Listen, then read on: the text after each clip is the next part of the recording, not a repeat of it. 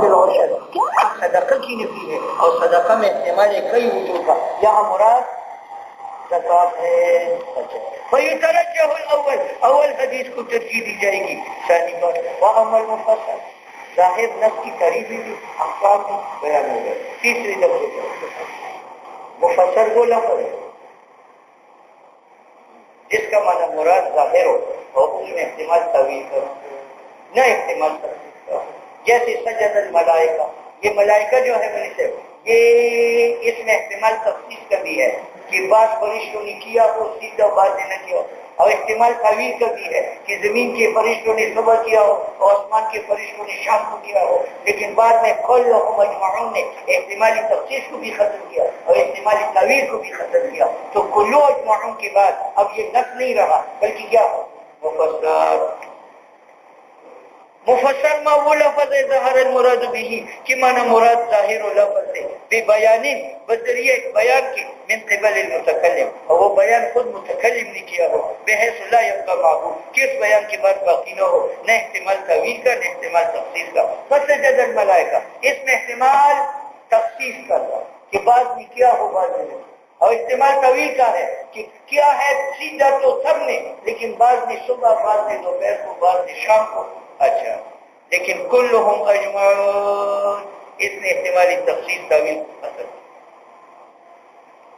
اچھا فاسم الملائکہ، اسم ملائکہ کا ظاہر ہے عموم میں لیکن احتمال تخصیص کا قائم ہے، نفن صد باب التخصیص، تخصیص کا باب دروازہ بند ہوا اس قول باری تعالیٰ سے کلہم، پھر باقی تھے احتمال طویل کا۔ طویل کیا ہے؟ تفریقہ بالسجود کہ بعض نے صبح کیا ہو بعض نے شام کو کیا ہو، نفن صد باب الطویل، طویل کا دروازہ جو ہے وہ بند ہوا بقولہ اجمعون۔ بات سمجھ میں آئی؟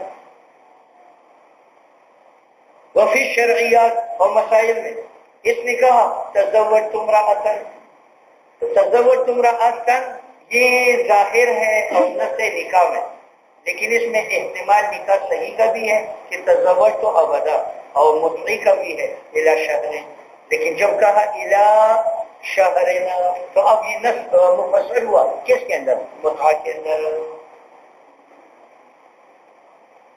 اذا قال تزوجت فلانتان شهران بكذا یعنی بدرہم، تو یہ قول کہ تزوجت یہ ظاہر ہے نکاح میں لیکن احتمال مطلق کا قائم ہے، وبقول شهران فسر المراد به، اس نے اس کو مفسر بنایا کہ اب یہ متعہ ہے نکاح نہیں ہے، فقلنا هذا متعة وليس بنکاح۔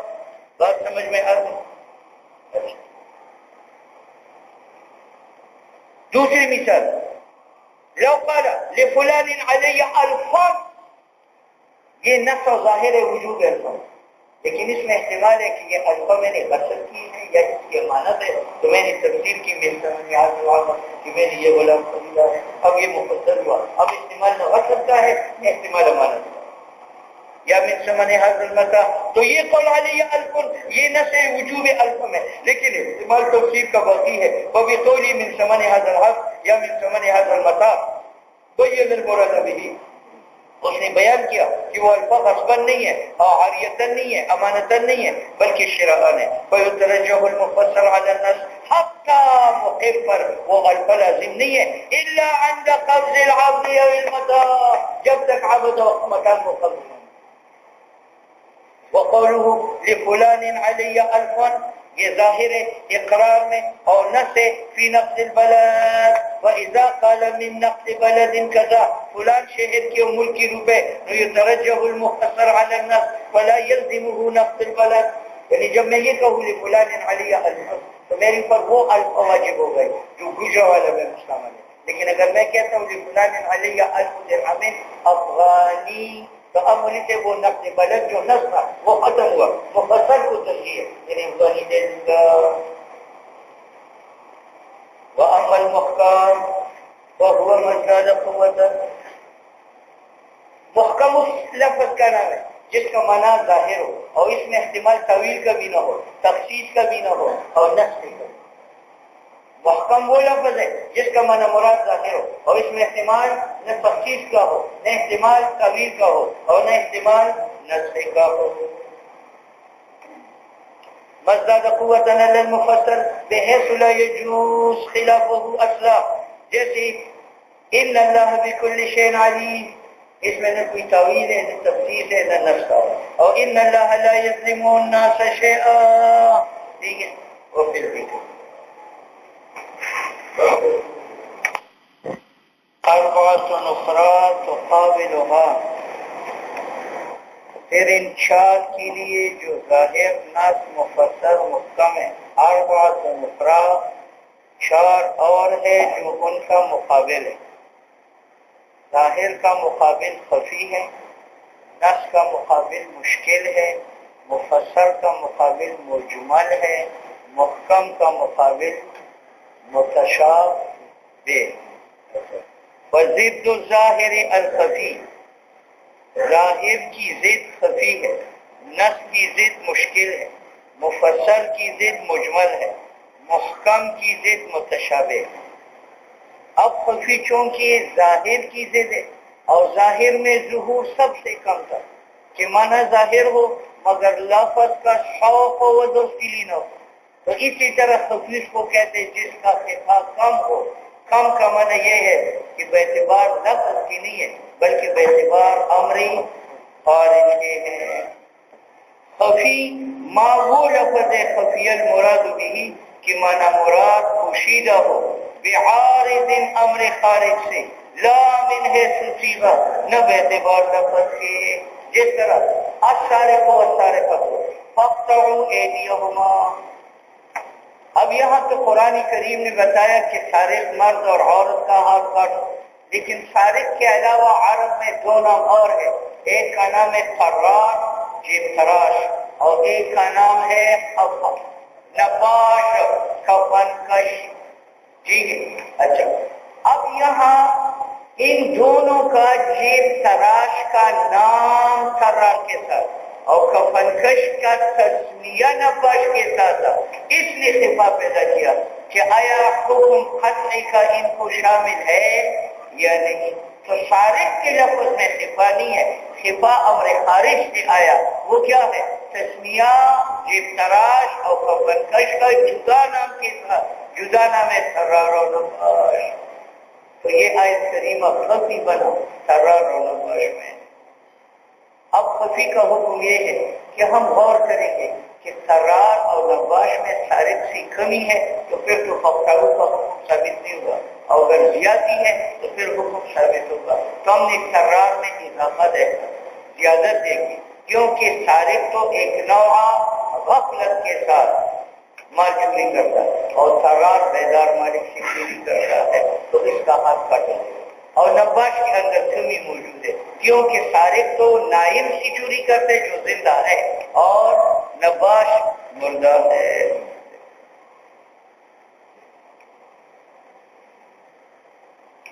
مثال فی قولی تعالی والسارق والسارقۃ فاقطعوا ایدیہما فإنہ ظاہر، یہ تو ظاہر ہے سارق میں لیکن خفی ہے فی حق السرار والنباش. وکذالک قول تعالی الزانیۃ والزانی، الزانیۃ والزانی، یہ تو زناکار میں جو اتیان بالقبول کرتا ہے اس میں تو ظاہر ہے، لیکن یہاں ایک اور ذات ہے جو مسمى ہے باسم آخر جس کا نام لوتی ہے. تو یہاں الزانیۃ والزانی کی آیت خفی ہوئی لوتی میں، نہیں اس وجہ سے کہ نفس لفظ زانی میں خفا ہے بلکہ ہم نے خارج کی وجہ سے جو تسمیہ ہے لوتی کا بے اسم نا خفی فی حق لوتی ولو حلف لا یاکل فاکہۃ.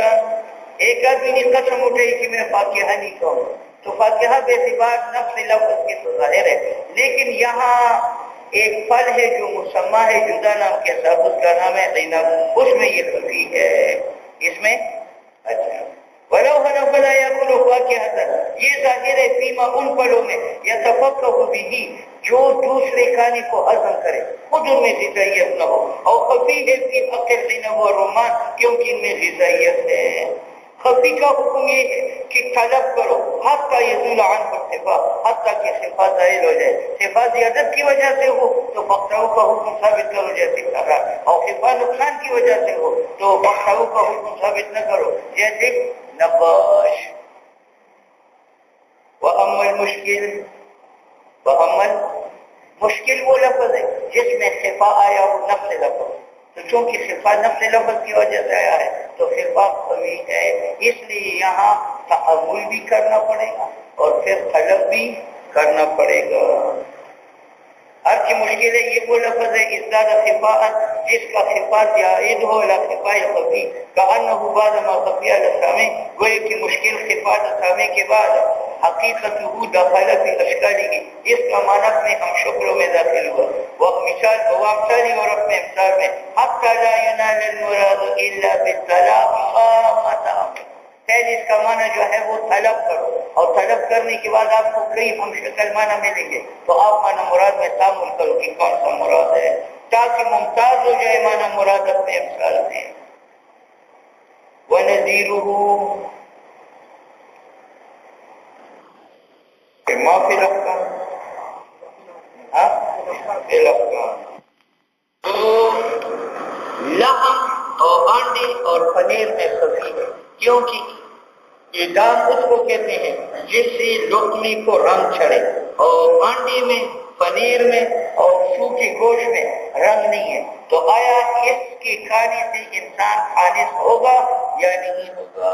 تو پہلے ہم ادام کی معنی طلب کریں گے، اور طلب سے جب معنی متعددہ حاصل ہو جائے جس میں معنی مراد تأمل سے معلوم کرے۔ فَإِنُّ ظَاهِرٌ، یہ ظاہر ہے فی الخلق شرکہ میں، کیونکہ اس سے لقمے کو رنگ چڑھتا ہے، وَالذِّبْحُ اور شیرہ میں، لیکن مشکل ہے فی اللحم والبیض والجبن، کیونکہ اس سے لقمے کو رنگ نہیں چڑھتا، حتی یطلب معنی الانصدام، پہلے انصدام کا معنی طلب کریں گے، پھر تعامل کریں گے کہ یہ معنی لحم، بیض اور جبن میں موجود ہے ام لا، تو ان میں موجود نہیں ہے۔ ثم فوق المشکل المجمل، مشکل تو دو چیزوں سے معلوم ہوتا تھا، طلب اور اس کے بعد تعامل سے، اور مجمل میں خفا اتنا قوی ہے کہ نہ طلب سے معلوم ہوگا نہ تعامل سے، جب تک متکلم بیان نہ کرے کہ میرا مراد یہ ہے۔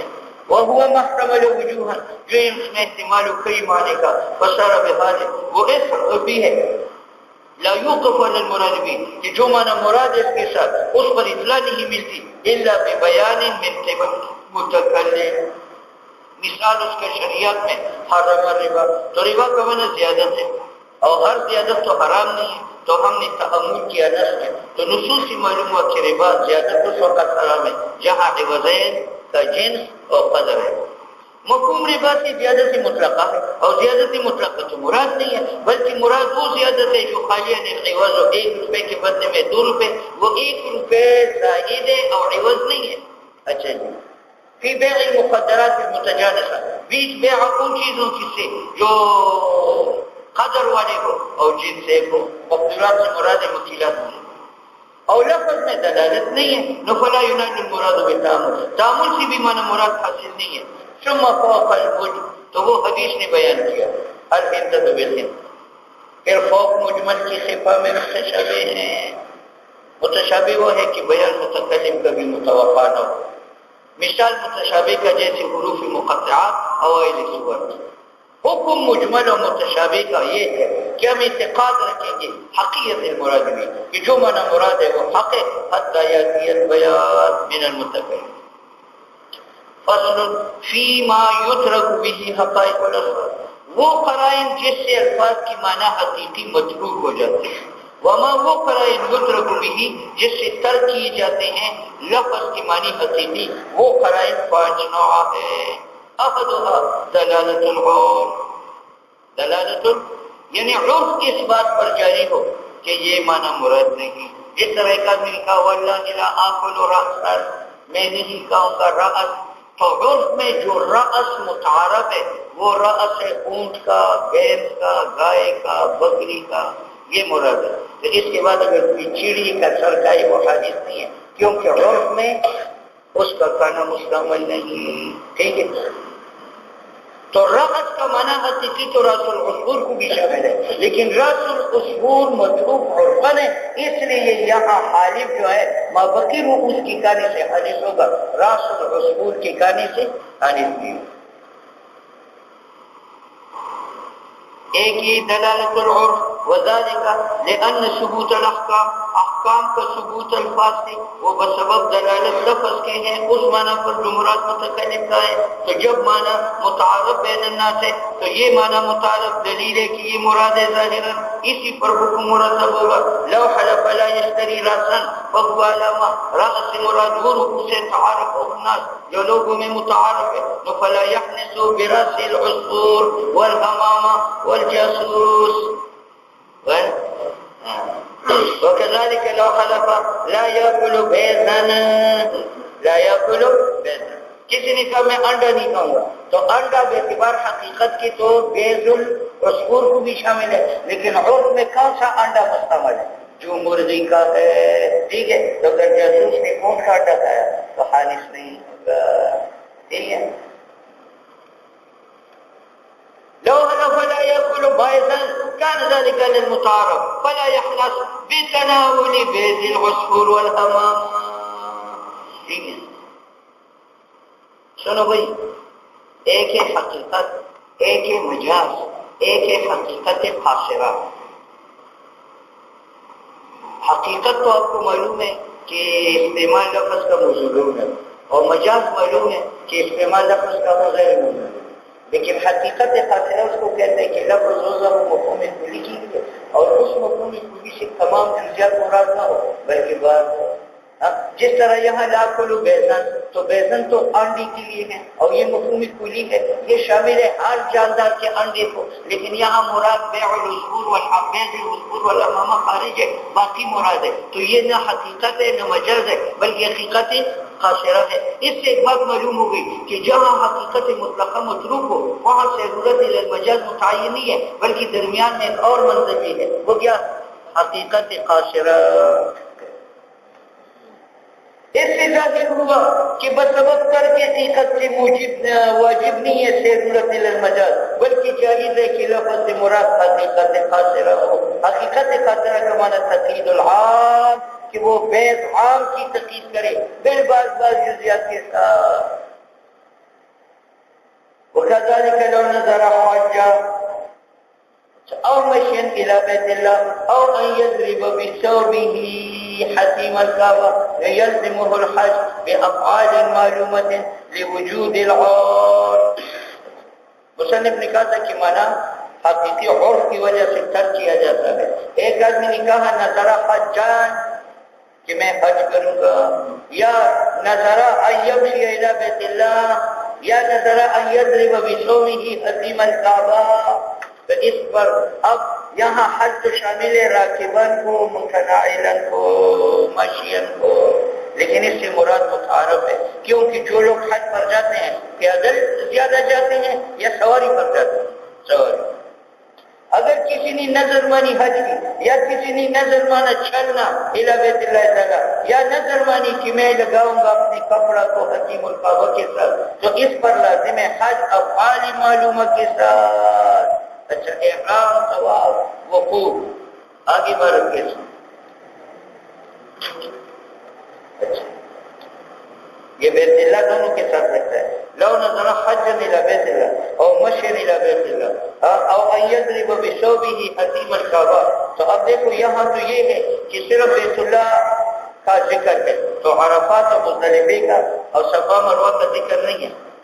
لیکن حج سے متعارف کون سا حج ہے کہ یہ تمام ارکان. اور اسی طرح مشیا الى بیت اللہ انسان سیر و تفریح کے لیے جاتا ہے یا تمام ارکان ادا کرتا ہے.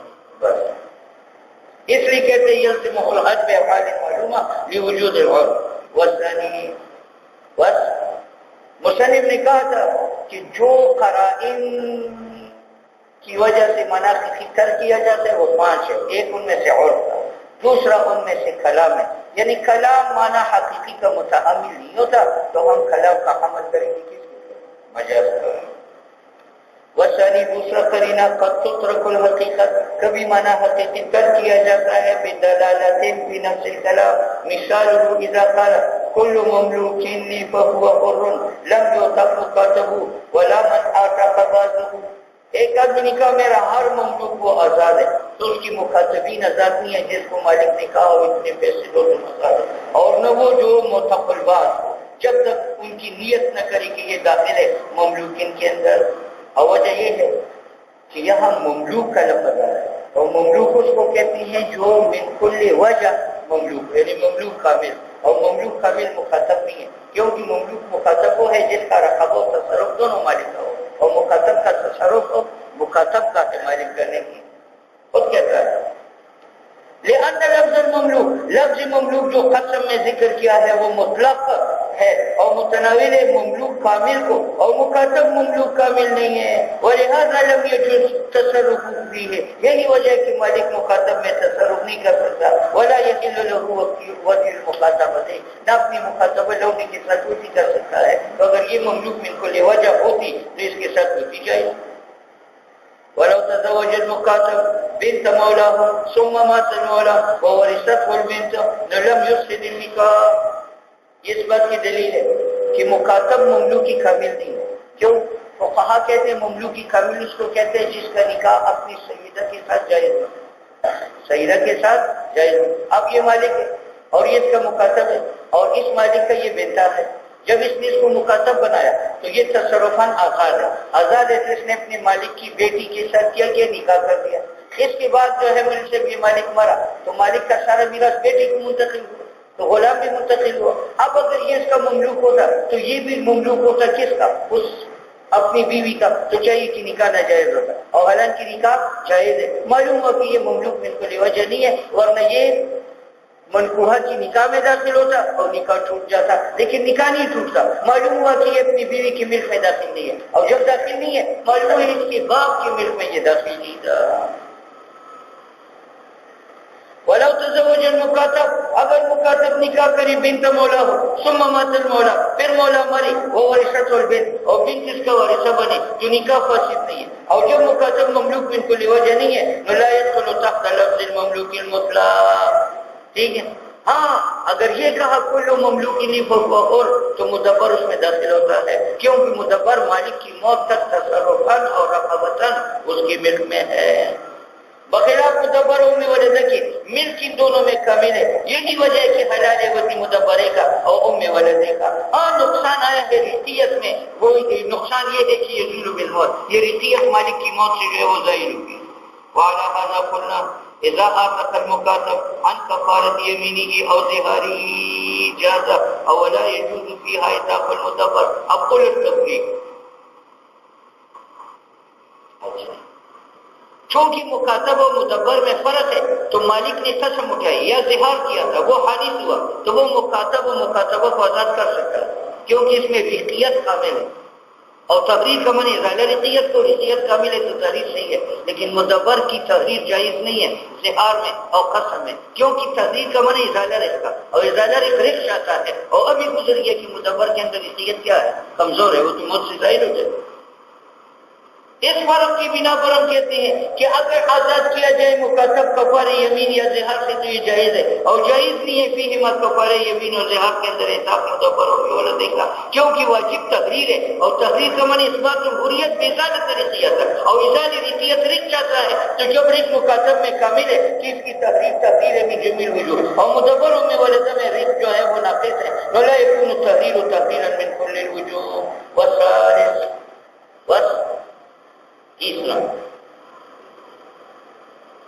تیسرا وہ قرینہ جس کی وجہ سے منع حقیقی ترک کیا جاتا ہے وہ سیاقی کلام ہے۔ سیاقی کلام بتلاتا ہے کہ یہاں لفظ سے مراد منع حقیقی نہیں ہے بلکہ منع مجازی۔ قد تترك الحقيقة بدلالة سياق الكلام، قال في السير الكبير إذا قال المسلم للهربي أنزل كان آمنا، ولو قال أنزل إن كنت رجلا فنزل لا يكون آمنا۔ آپ نے ہندو کا محاصرہ کیا، اس نے کہا امان دو، مسلمان نے حربی کو کہا انزل اترا، جب اتنا کہا تو اب اگر وہ اتر آئے گا اس کو امن سمجھ، اگر مسلمان نے کہا انزل ان كنت رجلا، اب انزل سے امن ثابت نہیں تھا، کیونکہ سیاق کیا بتاتے ہیں ان كنت رجلا کہ یہ دھمکی ہے، امان دینے کے لیے نہیں ہے، یہ ہے محل استشہاد، یہ ان كنت رجلا یہ ہے سیاق انزل کا۔ ہاں تو اس نے بتایا کہ انزل سے مراد کی اجازت اور امان نہیں ہے بلکہ دھمکی اور قتل ہے۔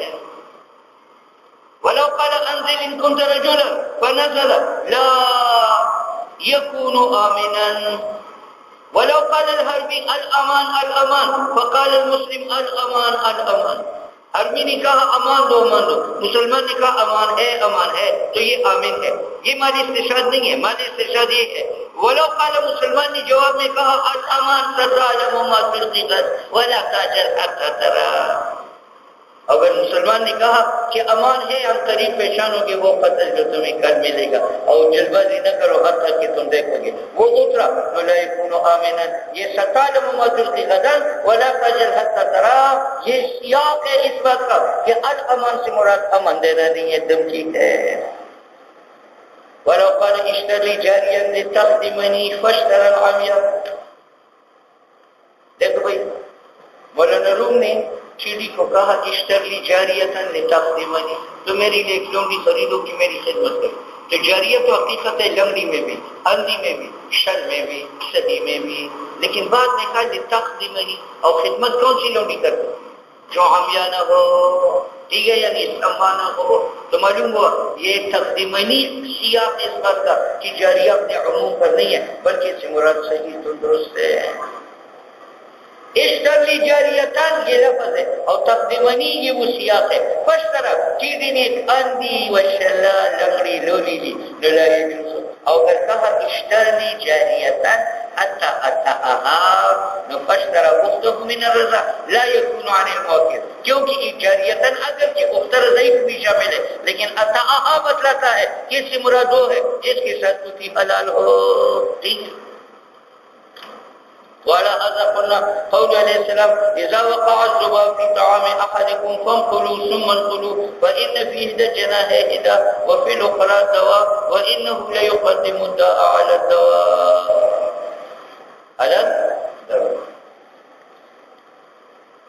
حدیث مبارک میں ہے کہ جب مکھی 6 دودھ پانی میں گر جائے تو ان کو ڈبو دو. اب امر تو وجوب کے لیے ہے تو یہ ڈبونا واجب ہے یا نہیں ہے؟ امام شافعی کہتے ہیں واجب، ہم کہتے ہیں واجب نہیں ہے. کیوں؟ امر کا معنی حقیقت وجوب ہے، لیکن یہاں سیاق بتلاتا ہے کہ یہ مصلحت کے لیے ہے. وہ یہ ہے فإن فی إحدى الجناحين داء وفي الأخرى دواء. بات معلوم ہوا کہ علاج ہے، وجوب کے لیے نہیں.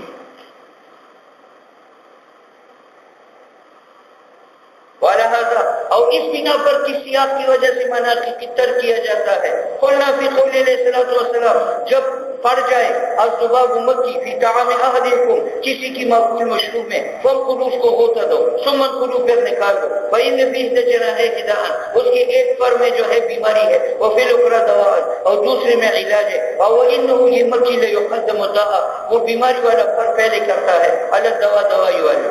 یہاں تک حدیث ہے. تو یہ سیاق کا لفظ دلالت کرتا ہے کہ ان المخرج یہ جو ڈبونا ہے لدفع الاذى، یہ تاکہ وہ اذیت دور ہو جائے. لا لامر تعبدی حقا شرعا، یہ امر شرعی نہیں ہے کہ ہمارے اوپر ڈبونا واجب کر. فلا يكون للإيجاب. بات سمجھ میں